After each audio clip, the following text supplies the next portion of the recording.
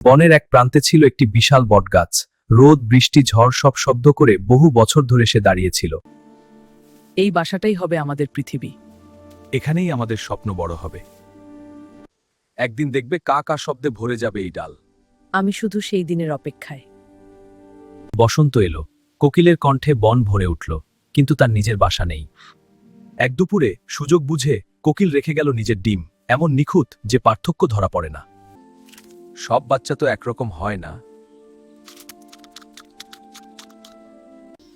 এত ক্ষুধা কেন এর? তবু তো আমাদেরই সন্তান হন। আমার বাচ্চা!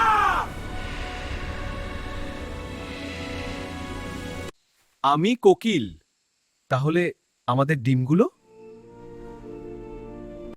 আমি দোষী, কিন্তু অসহায়। ভালোবাসা পেয়েছে, কিন্তু কষ্ট দিয়ে গেছে।